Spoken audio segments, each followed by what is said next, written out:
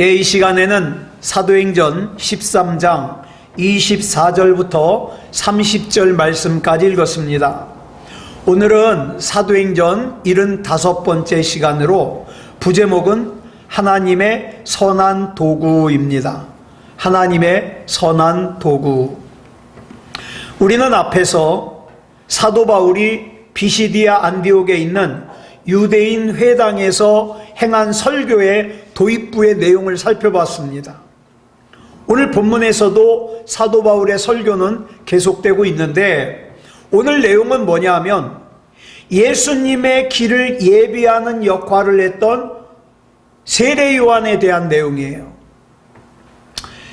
세례 요한은 광야에서 이스라엘 백성에게 회개할 것을 외치면서 요단강에서 세례를 베풀었습니다.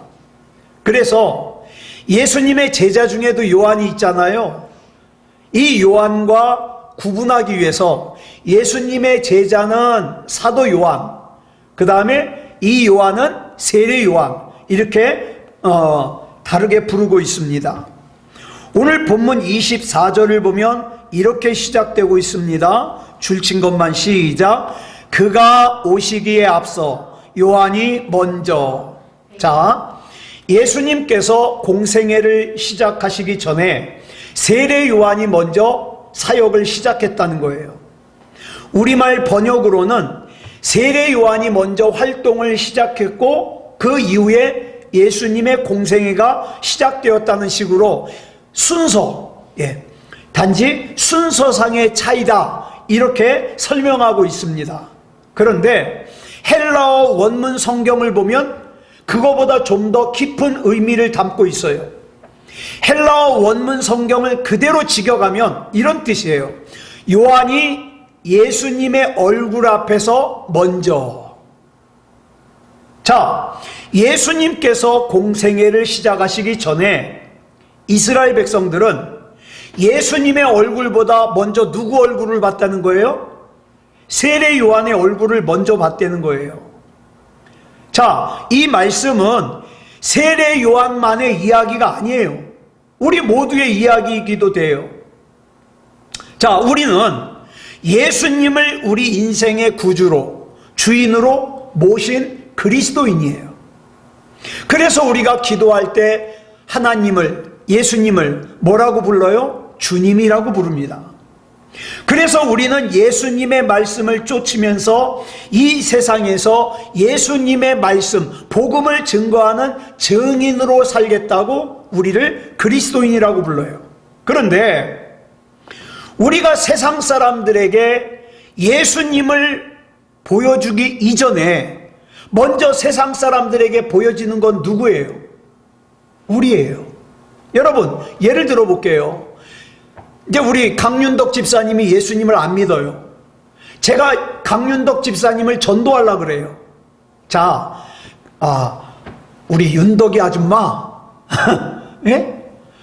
우리 예수 믿으시죠? 그러면 아직 예수님을 믿지 않는 강윤덕 아줌마는 예수님을 만나기 전에 누굴 먼저 보는 거예요? 예수님을 전하는 저를 먼저 보겠죠. 자, 그러니까 제 말, 그 다음에 나랑 생활하면서 내가 생활했던 것들, 그쵸? 이런 걸 보겠죠. 그러니까 예수님을 보기 전에 먼저 뭘 본다? 나를 본다. 그러므로 본문은 우리가 이 세상에서 어떤 자세로 살아가야 되는가, 이걸 우리에게 가르쳐주고 있어요. 자, 본문 24절을 다시 보겠습니다. 시작. 그가 오시기에 앞서 요한이 먼저 회개의 세례를 이스라엘 모든 백성에게 전파하니라. 자, 요한이 뭘 전파했다고요? 회개와 세례를 이스라엘 백성에게. 자, 여러분, 이 회개와 세례는요, 동전의 양면처럼 같이 가는 거예요. 같이. 회개가 뭡니까? 죄에서, 악에서 돌아서는 거예요. 길을 바꾸는 거예요. 악한 것을 내가 움켜쥐었던 것을 놓는 거예요. 행동이에요. 하나님, 나 이런 잘못했어요, 용서해 주세요, 말로만 그러고 또 죄 짓는 건 회개가 아니에요. 내 인생의 방향이 잘못되었다는 걸 깨달았다면 어떻게 해요? 그 잘못된 인생에서 돌아서야죠. 생각만 하는 것은 회개가 아니라 이 말이에요. 행동이 따라야 돼요. 하나님으로부터 내가 멀어져 있다는 것이 깨달아졌다면 하나님께 돌아오는 행동을 해야죠. 이게 회개예요. 내가 예배로부터 많이 멀어져 있어요? 그러면 예배를 회복하는 행동을 해야죠. 이게 회개예요. 내가 기도로부터 멀어져 있어요? 기도를 회복하는 행동을 해야죠. 이게 회개라고요. 내가 지금 누군가를 미워하고 있어요? 그게 죄라는 걸 깨달았다면 그 미움을 내려놓고 용서하고 사랑하는 행동을 해야죠. 이게 회개라 이 말입니다. 예. 자, 오늘 본문 25절, 자 24절 다음에 25절이 이렇게 이어지고 있어요. 줄친 것만 시작. 요한이 그 달려갈 길을 마칠 때에. 여러분, 이건 뭘 설명하느냐? 이제 세례 요한의 인생이 이 세상에서 막을 내릴 때가 가까웠다는 거예요.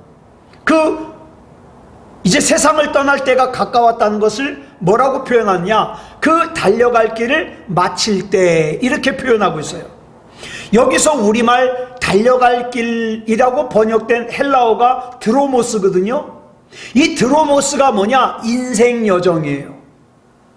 그리고 우리말 마치다를 헬라어로 플레로우라 그러는데 가득 채우다. 그러니까 달려갈 길을 마치다는 뭐냐? 내 인생 여정을 가득 채우는 것을 끝냈다 이 말이에요. 여러분, 이것처럼, 이 단어처럼 인생이 뭔지를 잘 설명해 주는 게 없어요.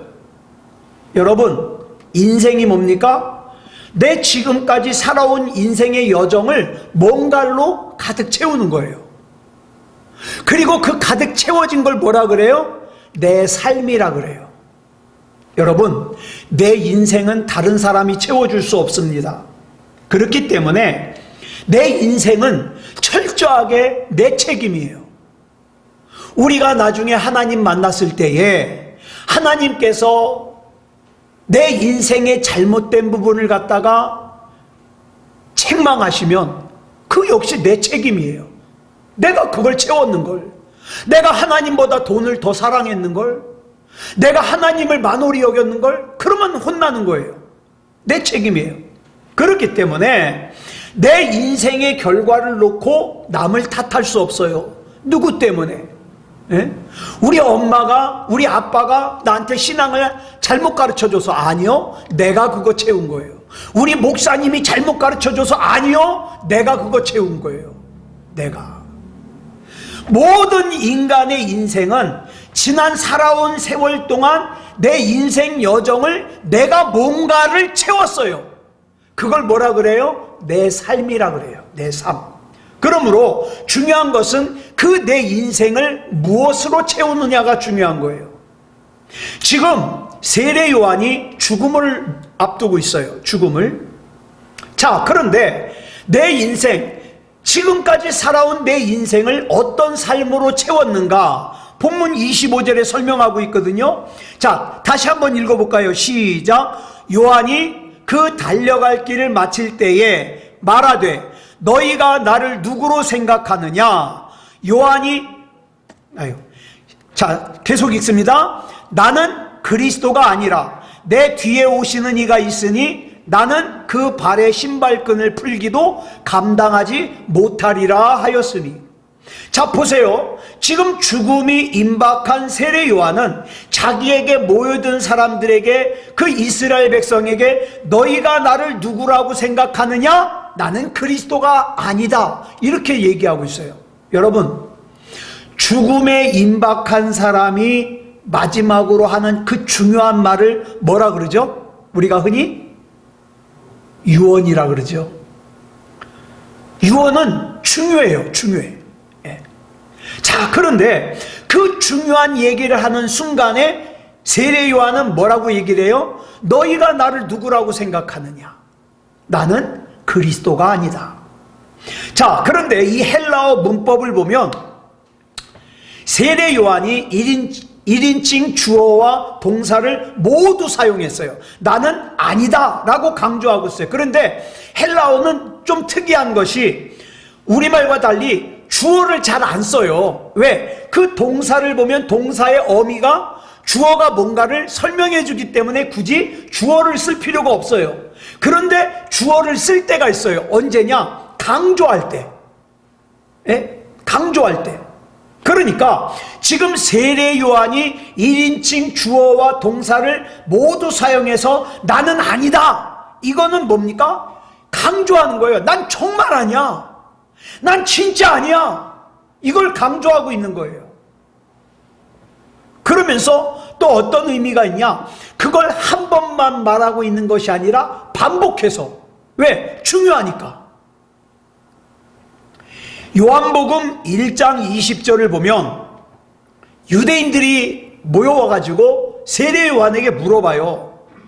네가 누구냐? 그랬더니 세례 요한이 뭐라고 대답하느냐? 난 정말 그리스도가 아니다. 이렇게 대답을 해요. 자, 나는 정말 아니다 라고 말하는 것을 영어 성경에서는, NIV 영어 성경에서는 뭐라고 그걸 번역했냐? 나는 그가 아니다. 그가 누구예요? 예수님, 메시아. 나는 그가 아니다. 우리 한글 성경은 뭐라고 번역했어요? 나는 그리스도가 아니라. 세례 요한이 이처럼 나는 그리스도가 아니라 라는 말을 계속 반복해서 말하는 이유가 뭐냐? 이 질문에 대한 답이 누가복음 3장 15절에 나와요. 같이 읽습니다. 시작. 백성들이 바라고 기다림으로 모든 사람들이 요한을 혹 그리스도신가 심중에 생각하니. 로마 제국 압제에 시달리던 이스라엘 백성은 오래전부터 하나님께서 약속하신 메시아를 기다렸어요. 메시아가 오면 로마의 압제로부터 해방될 줄 알고. 그런데 어느 날 광야에 세례 요한이 나타났어요. 이전까지는 제사장들이 어때요? 예루살렘 성전에서 굉장히 화려하고 막 번쩍번쩍하고 근엄한 예복을 입었어요. 그리고서 목소리를 쫙 깔아요. 할렐루야 쫙 깔아요. 예? 그리고 이제 종교적인 권위를 앞세우면서 백성들 앞에 군림했어요. 너희들이 감히 제사장 앞에 까불지 마라.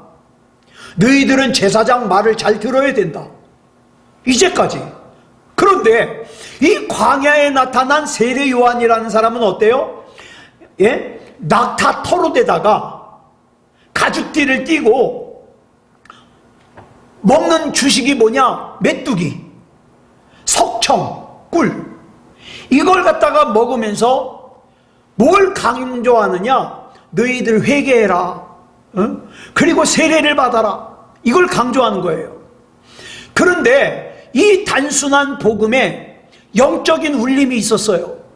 사람들이 영적인 울림이 없으면 몰려들겠어요? 안 몰려들겠어요? 몰려들지 않죠. 그런데 사람들이 은혜를 받고 영적인 울림이 있어서 몰려들었어요. 자, 마가복음 1장 5절에 의하면 그의 설교를 들은 유대지방과 예루살렘 사람들이 모두 그에게 세례를 받았다 그랬어요. 세례를 받았다. 그러니까 세례 요한이 영적인 능력이 없다면 이런 일이 일어날 리가 없죠. 이스라엘 백성들은 자신들의 눈앞에서 벌어진 이 놀라운 광경을 목격하면서 뭐라고 생각했냐? 아, 저 세례 요한이야말로 하나님께서 우리에게 보내주시기로 약속하신 메시아가 맞다. 이렇게 생각한 거예요. 세례 요한을 메시아라고 생각한 거예요. 그래가지고 세례 요한이 사람들을 볼 때마다 반복해서 강조하는 것이 뭐예요? 나는 그리스도가 아니야. 난 진짜 그리스도가 아니야. 단호하게 말해요. 그런데 사람들은 세례 요한의 그 말을 어떻게 받아들여요? 메시아가 맞는데, 그리스도가 맞는데 겸손해서 저래. 겸손해서. 이렇게 받아들인 거죠. 그래서 세례 요한은요, 기회가 있을 때마다 자기가 그리스도가 아니라는 것을 거듭거듭 강조했어요. 자, 사람들이 건강할 때에도 이렇게 강조했다면 이제 내 생애가 마무리 지어지는 그런 순간이라면 진짜 중요하면 더 강조하지 않겠습니까? 그래서 세례 요한이 이스라엘 백성에게 이렇게 질문해요. 너희가 나를 누구라고 생각하느냐? 이제까지 내가 그리스도가 아니라고 그렇게 강조했는데 지금 이제 내 생애가 끝나가는 지금 너희는 나를 누구라고 생각하느냐? 이 말은 이런 거죠. 아직도 너희들은 나를 그리스도라고 생각하느냐? 이런 질문이에요. 그리고 이 질문을 하자마자 세례 요한이 자기가 대답을 해요. 나는 정말 그리스도가 아니야. 이렇게 대답해요. 그리고 세례 요한은 계속해서 내 뒤에 오시는 이가 있으니 나는 그의 신발끈을 풀기도 감당 못해. 자, 여러분 2000년 전에 지체 높은 집에서는요 주인이 외출하잖아요. 여러분 우리도 지금 사극에서 보면 어때요? 대감마님이 딱 어디 가려고 신발 신으려면 어떻게 해요? 종이 와가지고 대감마님 신는 신발을 갖다가 이렇게 잡아주죠. 그러면 그러고서 신고 가잖아요. 그리고 갔다 와서 신발 벗을 때 어떻게 해요?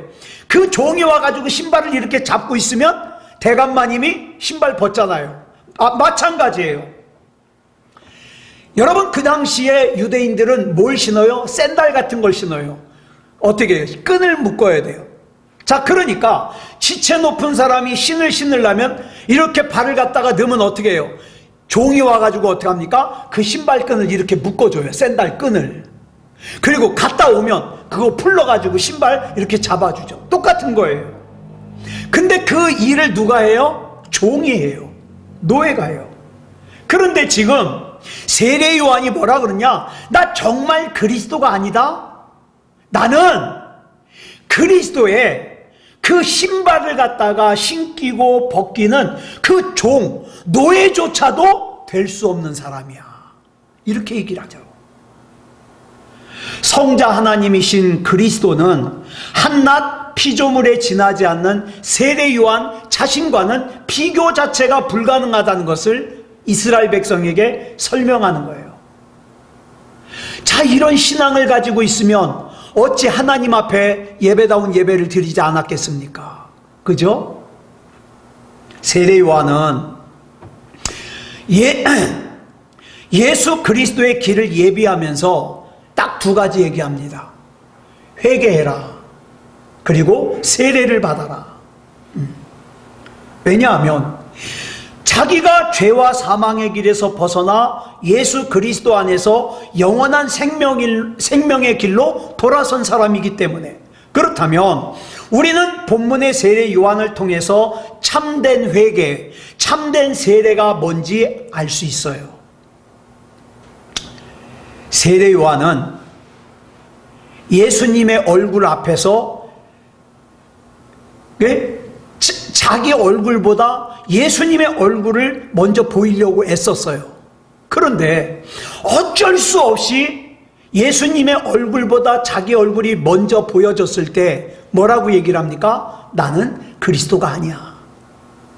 나는 그리스도의 신발끈을 갖다가 풀고 묶는 그 종의 역할도 나는 감당할 자격이 없어. 이렇게 얘기를 하죠. 자, 이스라엘 백성들에게는 세례 요한이 소개하는 예수님은 아직 보이지 않아요. 누구만 보여요? 예수님을 소개하는 세례 요한의 얼굴만 보여요. 그래서 그를 만난 사람들은 모두 그리스도라고 생각했어요. 세례 요한이. 그러나 세례 요한이 한 번도 자기가 슬그머니 그리스도라는 표시를 낸 적이 없다 이 말이에요. 자기 얼굴로 살지 않을 수는 없지만 항상 강조하는 게 뭐예요? 나는 그리스도가 아니다. 나는 정말 그리스도가 아니다. 이걸 끊임없이 증거했어요. 왜? 자기 얼굴을 통해서 누구만 드러내려고? 예수님만 드러내려고. 여러분, 예수님 왜 믿으십니까? 오늘 예배 왜 드리십니까? 하나님께 기도해서 문제 해결하려고요? 하나님께 기도해서 뭔가 좋은 일 한번 만들어 보려고요? 아니요. 그거보다 더 우선해야 될 것이 있어요. 뭡니까? 예수님의 얼굴을 먼저 드러내는 거예요. 여러분, 내 인생의 여정을 내 삶으로만 채우는 사람은 참 어리석은 사람이에요. 세례 요한은 일평생 사역을 하면서 자기 자신은 가리고 그리스도만을 드러내려고 애쓴 사람이에요. 그렇게 애쓰는 사람을 어찌 하나님께서 인정해 주시지 않겠습니까? 저는 마태복음 7장에 나오는 말씀을 참 항상 묵상해요. 나더러 주여 주여 하는 자마다 다 구원받을 것이 아니라 오직 하나님의 뜻대로 살아야 된다. 그랬더니 염소 쪽에 있는 사람들이 뭐라 그래요? 우리가 예수님의 이름으로 병자를 고쳤지 않습니까? 예? 우리가 예수님의 이름으로 귀신을 쫓아내지 않았습니까? 다 소용이 없어요. 뭐예요? 아버지의 뜻대로. 지금 이 시간 하나님께서 나에게 뭘 원하십니까? 이걸 갖다가 깨닫는 게 지혜예요. 그런데 신앙생활 수십 년 했는데도 본질을 몰라요. 예배는 많이 드렸는데 그 예배를 통해서 하나님께서 나에게 뭘 원하시는지를 몰라요. 헛고생이죠. 헛고생. 그러므로 저와 여러분은 내 자신을 자꾸 드러내려고 하는 어리석은 인생을 살지 말고, 주님, 나를 통해서, 내 인생을 통해서, 내 인생의 여정을 통해서 오직 우리 주 예수 그리스도만을 드러내기 원합니다. 이렇게 고백하면서 살아야 되지 않겠습니까? 자, 본문 23절 보겠습니다. 시작. 하나님이 약속하신 대로 이 사람의 후손에서 이스라엘을 위하여 구주를 세우셨으니 곧 예수라. 이미 우리가 알고 있는 바와 같이 하나님께서 하나님의 약속대로 다윗의 족보를 통해서 구원자 예수님을 보내주셨습니다. 자, 이제 오늘 본문인 26절 보겠습니다. 시작. 형제들아, 아브라함의 후손과 너희 중 하나님을 경외하는 사람들아, 이 구원의 말씀을 우리에게 보내셨거늘. 본문은 인간을 구원하기 위해 이 땅에 오신 예수님을 뭐라고 설명하고 있어요? 구원의 말씀. 예수님은 구원의 말씀이에요. 하나님은 말씀이세요. 말씀이신 하나님께서 빛이 있으라 말씀하시니까 빛이 생겼어요. 그 말씀은 전능하신 창조의 말씀이고 영원하신 생명의 말씀이에요. 그런데 요한복음에 보니까 그 말씀이 인간의 몸을 입고 이 땅에 오셨는데 그게 누구예요? 예수님이에요. 예수님을 가리켜 말씀이신 성부 하나님과 본체가 같은 성자 하나님이라고 얘기하는 이유가 거기 있는 거예요. 하나님은 말씀이시고 그 말씀이 육체를 입고 이 땅에 오신 분이 예수님이에요. 그러므로 예수님을 믿는다는 게 뭡니까? 예수님을 믿는다는 게 뭐예요? 하나님의 말씀을 믿는 거예요. 하나님의 말씀을 알고 믿는 것은 이 땅에 오신 예수님을 알고 믿는 거예요. 근데 하나님을 믿는다고 하는 사람들이 평생 성경을 한 번도 안 봐요? 이 큰 문제가 있는 거죠. 성경을 봐야 성경을 알고, 성경을 알아야 하나님을 아는데. 예. 자, 우리 당시 예수님을 만난 유대인들의 반응이 어땠는가? 본문 27절 볼까요? 시작. 예루살렘에 사는 자들과 그들 관리들이 예수와 및 안식일마다 외우는 바 선지자들의 말을 알지 못하므로 예수를 정죄하여 선지자들의 말을 응하게 하였도다. 자, 이제부터 진짜 중요한 말씀을 드려요. 유대인들은 안식일마다 회당에 모여가지고 모세의 율법과 선지자의 글을 큰 소리로 낭독했어요. 우리로 말하면 예배드린 거예요. 그 소리는 회당을 가득 채울 뿐만 아니라 회당에 참석한 모든 유대인들의 귀에 쟁쟁하게 들렸죠. 그리고 유대인들은요, 안식일만 되면 회당에 거의 빠짐이 없이 가요. 그런데 유대교 지도자들은 그들이 안식일마다 회당에서 낭독하는 하나님의 말씀이 사람의 몸을 입고 이 땅에 오신 분이 예수님이라는 사실을 알았어요, 몰랐어요? 몰랐어요. 알려고도 하지 않았어요. 그래서 어떻게 했어요? 그 예수님을 십자가에 못 박아 죽였어요. 이런 거예요. 성경을 굉장히 많이 읽었어요. 100번 읽었어요. 그런데 그 성경이 누구를 얘기하는지를 몰라요. 예수님을 안 믿어요. 그러면 헛수고한 거죠. 헛수고. 유대인들이 그래요. 하나님의 말씀은 많이 봤는데, 율법은 지키려고 애를 썼는데, 그 말씀이 육신을 입고 오신 분이 예수님이라는 걸 몰라서 예수님을 죽였어요. 여러분, 여기서 우리말 정죄하다, 예수님을 정죄했잖아요. 정죄하다로 번역된 헬라어 동사가 뭐냐? 크리노예요. 이 크리노는 뭐냐? 원뜻이 재판하다, 심판하다라는 뜻이에요. 잘 보세요. 지금 얼마나 웃긴 상황이 벌어지느냐? 하나님의 심판의 대상인 인간을 구원하기 위해 사람의 몸을 입고 이 땅에 오신 성자 하나님을 도리어 어떻게 했어요? 심판했어요. 재판했어요. 어처구니 없죠. 어처구니 없죠. 안식일마다 하나님의 말씀을 낭독하던 그들이 말씀이신 예수님을 정죄함으로 알지도 못하는 사이에 예수 그리스도의 고난을 예언한, 성경에 보면 예수님이 고난을 받으신다고 예언되어 있잖아요. 그 예수님을 고난받게 하는 그 역할을 자기가 감당하더라 이 말이에요. 자, 본문 28절부터 29절까지 보겠습니다. 시작. 죽일 죄를 하나도 찾지 못하였으나 빌라도에게 죽여달라 하였으니 성경의 글을 가리켜 기록한 말씀을 다 응하게 한 것이라. 여러분, 말씀이신 예수님께서 죄가 있을 리가 없잖아요.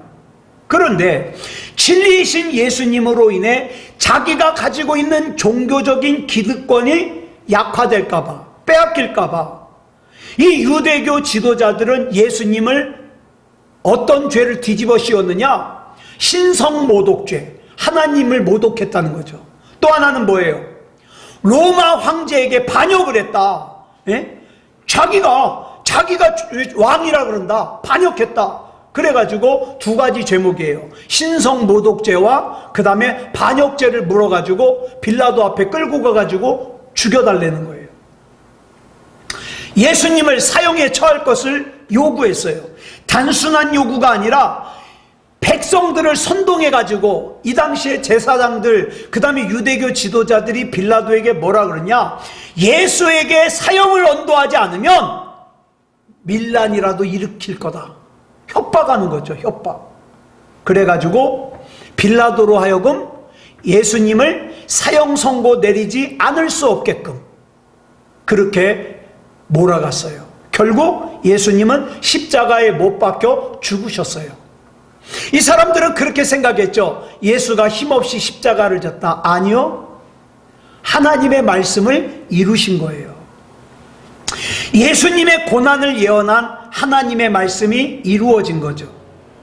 하나님께서는 예수님께서 이 땅에 오셔서 당할 고난과 관련하여 일찍이 이사야 선지자를 통해서 이사야 53장 4절부터 8절까지 예언을 하셨어요. 뭐라고 예언했는가? 같이 읽겠습니다. 시작. 그는 실로 우리의 질고를 지고 우리의 슬픔을 당하였거늘 우리는 생각하기를 그는 징벌을 받아 하나님께 맞으며 고난을 당한다 하였노라. 그가 찔림은 우리의 허물 때문이요 그가 상함은 우리의 죄악 때문이라. 그가 징계를 받음으로 우리는 평화를 누리고 그가 채찍에 맞음으로 우리는 나음을 받았도다. 우리는 다 양 같아서 그릇 행하여 각기 제 길로 갔거늘 여호와께서는 우리 모두의 죄악을 그에게 담당시키셨도다. 그가 곤욕을 당하여 괴로울 때에도 그의 입을 열지 아니하였으며 마치 도수장으로 끌려가는 어린 양과 털 깎는 자 앞에서 잠잠한 양같이 그의 입을 열지 아니하였도다. 그는 곤욕과 신문을 당하고 끌려갔으나 그 세대 중에 누가 생각하기를 그가 살아있는 자들의 땅에서 끊어짐은 마땅히 형벌받을 내 백성의 허물 때문이라 하였으리요. 예수님께서 이 땅에 오시기 700년 전에 하나님께서 이사야 선지자를 통해서 예수님께서 이 땅에서 고난받으실 것을 예언하셨어요. 예수님께서는 대제사장들과 헤롯과 빌라도 총독에게 끌려다니면서 곤욕과 신문을 당하셨어요. 로마 군인들에게 채찍질을 당하셨어요. 그런데 도살장에 끌려가는 양처럼 끌려다녔어요. 마침내 십자가를 지고 골고다 언덕으로 끌려 올라가셔서 사지에 못 박히고 죽으셨어요. 하나님의 말씀이 그대로 다 이루어진 거예요. 놀랍게도, 자 보세요, 놀랍게도 예수님의 고난을 예언한 하나님의 말씀이 누구를 통해서 이루어졌어요? 하나님의 말씀으로 밥 먹고 사는 제사장들, 유대교 지도자들은요, 사람들에게 성경 가르치고 밥 먹고 사는 사람들이에요. 그 유대교 지도자들에 의해서 1.1획도 어김없이 이루어졌어요. 이 유대교 지도자들이 맡은 역할이 뭐예요? 하나님의 말씀이 그대로 이루어지는 데 있어서 이 유대교 지도자들이 맡은 역할이 뭐예요? 예수님을 핍박하는 거. 그 역할을 맡은 거예요. 자, 그래서 예수님께서 징계를 받음으로 우리가 하나님과의 관계가 회복돼서 평화를 누리게 됐어요. 예수님께서 채찍질을 당하심으로 우리의 연약함이 나음을 입었어요. 그래서 저와 여러분이 기도할 때 뭐라 그럽니까? 하나님, 연약한 나를 대신해서 예수님께서 채찍에 맞지 않으셨습니까? 그러니까 하나님의 약속의 말씀대로 내 질병을 고쳐주시옵소서 기도하는 거예요. 예수님께서 창에 찔리고 십자가에 못 박혀 돌아가심으로 우리가 죄와 사망의 올무에서 해방이 됐어요. 이와 같은 사실을 전해주는 오늘의 본문을 통해 우리는 굉장히 귀한 교훈을 얻게 되죠. 자, 본문 22절 하반절부터 23절까지 다시 한번 보겠습니다. 시작. 내가 이새의 아들 다윗을 만나니 내 마음에 맞는 사람이라 내 뜻을 다 이루리라 하시더니 하나님이 약속하신 대로 이 사람의 후손에서 이스라엘을 위하여 구주를 세우셨으니 곧 예수라. 하나님께서 다윗의 족보를 통하여 예수 그리스도를 이 땅에 보내신 것은 하나님께서 다윗의 후손을 통해 만 백성을 구원하시겠다는 약속의 말씀을 이루기 위해서예요. 그래서 우리는 오늘 본문을 묵상하면서 하나님의 말씀은 우리 인간의 역사 속에서 반드시 이루어집니다. 중요한 사실은 그 하나님의 약속이 인간의 역사 속에서 이루어질 때 언제나 뭘 통해서 이루어지느냐? 인간을 도구 삼아 이루어진다 이 말이에요.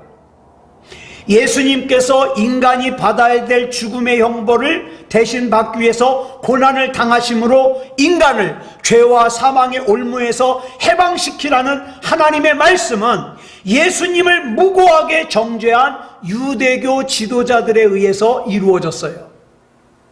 자, 얼마나 웃겨요. 유대교 지도자들은 성경 말씀을 줄줄 외워요. 그래서 자기는 성경 말씀을 잘 알고 있다고 생각했는데 자기네들이 맡은 역할은 뭐예요? 하나님의 아들 예수님을 죽이는 역할이에요. 반면에 말씀이신 하나님께서 인간의 몸을 입고 이 땅에 오시리라는 하나님의 말씀은 당시 처녀가 아기를 가지면 성 밖에 끌려나가 돌에 맞아 죽는다는 건 뻔히 알면서도 성령님의 역사에 자기 생사를 맡기고 예수님을 잉태한 동정녀 마리아에 의해서 이루어졌어요. 성경 그대로 이루어졌어요. 또 또 갈라디아서 6장 8절을 보니까 뭐라 그랬습니까? 시작. 자기의 육체를 위하여 심는 자는 육체로부터 썩어질 것을 거두고, 이 말씀이 나오는데, 이 말씀은 육체의 욕망을 위해서 은 30냥에 예수님을 팔아먹은 가룟 유다가 자기 스스로 목매달아 죽으려고 했는데, 목매달은 줄이 끊어지는 바람에 어떻게 해요? 떼굴 굴러가서 막 창자가 터져서 죽고 말았죠. 가룟 유다의 삶 속에서 이 말씀은 그대로 성취됐어요. 그리고 성령을 위하여 심는 자는 성령으로부터 영생을 거두리라. 이 말씀은 풍토병에 걸린 몸으로 집으로 돌아가기는커녕 험산줄령인 타우루스 산맥을 넘어 그 멀고 먼 피시디아 안디옥에 있는 회당까지 가서 설교하고 있는 바울의 삶 속에서 성취되었습니다. 여러분 기억하세요. 하나님께서는 반드시 악인을 벌하신다고 약속하셨습니다. 예? 그렇기 때문에 악인의 삶을 통해서 이 말씀은 반드시 성취될 거예요. 하나님의 나라와 그의 의를 먼저 구하는 사람은 하나님이 책임지신다고 약속하셨어요. 이 말씀 역시 반드시 이루어질 겁니다. 그렇다면 하나님의 말씀은 반드시 이루어질 건데, 여기서 저와 여러분이 맡은 역할이 뭐예요? 악인은 반드시 벌하신다는 그 말씀을 이루기 위해서 악인의 삶을 살아서 벌받는 겁니까? 아니면 하나님의 나라와 의를 구하는 사람은 반드시 하나님이 책임지신다는 말씀을 이루기 위해서 내가 그 말씀이 이루어지는 도구가 되는 겁니까? 지금 저와 여러분은 무엇을 이루어가고 있습니까? 여러분, 이 마지막 때에 우리 하나님은 이런 말씀도 하셨어요. 마지막 때에 믿음을 보겠느냐? 그러면 어떤 사람들은 이 말씀을 이루기 위해서, 그래, 마지막 때에는 믿음다운 믿음을 찾아보기 힘들다 그랬지? 그래가지고 어떻게 해요? 자기가 가지고 있던 믿음을 갖다가 다 버리고, 예배도 안 드리고, 기도도 안 하고, 그래서 구원받지 못함으로 말미암아, 맞아, 마지막 때에는 믿음다운 믿음을 찾아보기 힘들다 그랬지? 그래서 그 말씀을 이루는, 믿음을 다 잃어버림으로 말미암아 그 말씀을 이루는 도구가 될 것이냐? 아니면 그 가운데서도 내가 하나님 앞에 믿음다운 믿음으로 서서, 하나님, 이 마지막 때에 하나님이 찾으시는 그 믿음 내가 되게 해 주시옵소서. 그래서 예수님을 따라 내가 부활의 은혜를 입고 하나님 약속된 은혜와 능력을 입게 해 주시옵소서. 이 말씀을 이루는 도구가 될 것이냐? 뭐가 되겠습니까, 여러분? 아주 중요하죠. 사람들은요, 내가 귀찮아서 예배 안 드리는 줄 알아요. 내가 결정해서 예배 안 드리는 줄 알아요. 아니요. 지금 그 사람은요, 그 사람 나름대로 하나님의 말씀을 이루어가고 있는 거예요. 왜? 예수님 오실 시간이 가까우면 가까울수록 믿음 찾기가 힘들거든요. 그러면 저와 여러분은 어떤 도구가 돼야 돼요? 끝까지 믿음을 지키는, 끝까지 예배다운 예배를 드리는 그런 사람이 되어야 되지 않겠습니까? 자, 우리가 하나님의 말씀을 믿는 그리스도인으로서 겸손한 마음을 가지고 늘 하나님 앞에, 또 하나님의 말씀 앞에서 깨어 있어야 될 이유가 바로 여기 있습니다. 여러분, 교회 다니는 것으로 다 끝이 아니에요. 우리가 한시라도 하나님의 말씀을 읽고 듣고 하나님의 말씀 가운데 깨어 있어야 되는 이유는, 우리의 욕망을 앞세울 때 나도 모르는 사이에 나는 어떤 도구가 돼요? 악한 도구가 되는 거예요. 예? 유대교 지도자들처럼 예수님을 또 십자가에 못 박는, 예수님을 등지는, 믿음을 떠나가는 그 하나님의 말씀을 이루는 악한 도구가 되는 거예요. 그러나 겸손함으로 하나님의 말씀에 늘 깨어 있어서 하나님의 말씀을 묵상하고 매일마다 보내드리는 여러분 큐티를 갖다가 그거 10분도 안 되잖아요. 그걸 듣고 그래 나 오늘 하루 이 말씀을 묵상하면서 살아야지. 그러고 나아갈 때 우리가 이 세상에서 아무리 보잘것없는 존재라도 내가 배우지도 못했고 가진 것도 없고 어디 기댈 것이 없는 존재라도 마치 빈민촌인 나사렛의 가난한 처녀 마리아가 하나님의 그 말씀을 독생자 예수님을 태어나게 하는 그 말씀을 이루는데 쓰임받았던 것처럼 어떻게 해요? 하나님의 말씀을 선하게 이루어내는 도구가 될 수 있다 이 말이에요. 저와 여러분 어떻게 하시겠습니까? 분명히 마지막 때가 되면 사람들 예배를 떠나요. 믿음 찾아보기가 힘들어요. 그러면 하나님을 떠나는 역할 하겠습니까? 예배 떠나는 역할 하겠습니까? 아니면 끝까지 예수님 붙드는 역할 하겠습니까? 아무쪼록 저와 여러분은 하나님의 말씀 가운데 깨어 있어서 하나님께서 귀하게 사용하시는 선한 도구로 쓰임받기를. 그래서 저와 여러분의 인생이 어떻게 하면 복받는다 성경에 다 써 있잖아요. 저와 여러분의 가정이 어떻게 하면 천대만대 복받는다 성경에 써 있잖아요. 그 말씀을 이루는 선한 도구가 되기를 그리스도 예수님의 이름으로 축복합니다. 기도하겠습니다. 사랑의 아버지 하나님 감사합니다. 오늘 사도행전 13장의 말씀을 통하여 베드로는 세례 요한이 자꾸만 자기를 가리고 자기는 그리스도가 아니라고 예수님만을 드러내려고 애썼던 것을 기억합니다.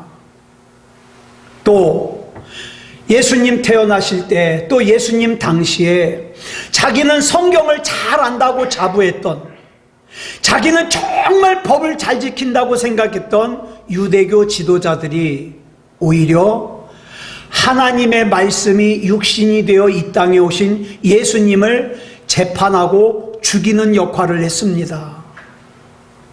그러나 가난한 빈민가 나사렛의 처녀 마리아는 자기가 결혼도 하지 않은 상태에서 임신을 하면 성 밖에 끌려나가 돌에 맞아 죽을 수도 있다는 걸 알면서도 주님의 뜻대로 자기에게 이루어지기를 고백했습니다. 그래서 동정녀가 예수님을 잉태한다는 하나님의 말씀을 이루었습니다. 하나님, 우리도 하나님의 귀하신 뜻, 하나님의 귀하신 계획, 하나님의 귀하신 약속의 말씀, 좋은 말씀을 우리의 삶으로 이루기 원합니다. 선한 도구가 되기 원합니다. 이렇게 했더니 하나님의 능력을 경험하더라. 이렇게 했더니 승리하더라. 이런 것을 우리가 도구로서 드러내기 원합니다. 붙잡아 주시고 책임져 주시옵소서. 이 밤에 기도할 때에 우리 하나님께서 붙잡아 주시고 인도해 주실 줄 믿사오며 그리스도 예수님의 이름으로 간절히 기도드려 싸움나이다. 아멘.